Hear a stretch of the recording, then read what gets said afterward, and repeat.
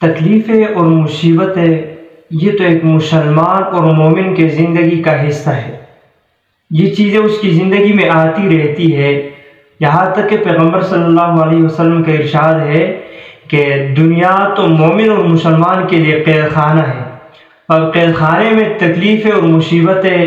یہ تو ہوتی ہے، اور بسا اوقات یہ جو تکلیفیں اور مصیبتیں کسی انسان کی زندگی میں آتی ہے یہ اللہ کے قرب کا ذریعہ ہوتا ہے۔ اس انسان کو اللہ رب العزت اپنا قریب کر رہا ہوتا ہے، اس سے اس کی زندگی میں تکلیفیں اور مصیبتیں ڈال دیتا ہے۔ یعنی اس طرح سے یہ اس کے لیے ایک آزمائش ہوتی ہے، اس کے لیے ایک امتحان ہوتا ہے کہ اللہ رب العزت دیکھ رہا ہوتا ہے کہ میں اس پر مصیبتیں ڈال دیتا ہوں، اس پر تکلیفیں ڈالتا ہوں اور اس کے صبر کا امتحان لیتا ہوں۔ اگر یہ صبر کے امتحان میں پاس ہو گیا تو میں اس کو اپنا مقرب بنا دوں گا، اس کو اپنا قریب بنا دوں گا، اس کو اپنا محبوب بنا دوں گا۔ تو ایک تو تکلیفوں اور مصیبتوں پہ جو سب سے پہلا درس اسلام ہمیں دیتا ہے، پیغمبر صلی اللہ علیہ وسلم نے جو ہمیں دیا ہے، قرآن جو ہمیں دیتا ہے، وہ یہ ہے کہ تم تکلیفوں اور مصیبتوں پر ہمیشہ صبر سے کام لو۔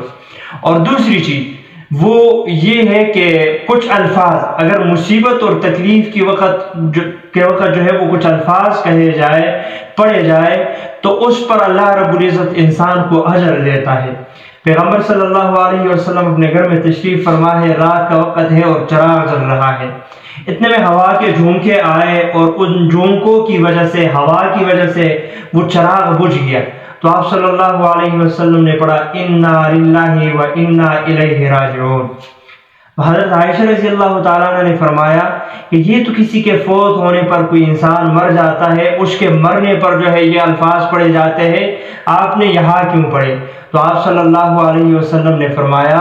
کہ انسان پر جو بھی مصیبت آتی ہے اور اس مصیبت پر اگر انسان یہ کلمات کہے تو اس تکلیف اور مصیبت پر بھی اللہ رب العزت اجر دیتا ہے۔ تو یہ تو چراغ کا بجھ جانا یہ تو ایک معمولی سی مصیبت ہے، ایک چھوٹی سی مصیبت ہے۔ اگر اللہ رب العزت اتنی چھوٹی مصیبت اور تکلیف پر اگر اس قسم کا اجر دیتا ہے تو جو انسان کی زندگی میں بڑی بڑی مصیبتیں آتی ہے، بڑے بڑے تکالیف آتے ہیں، آپ خود فیصلہ کر لیں کہ ان پر اللہ رب العزت کتنا اجر دیتا ہوگا۔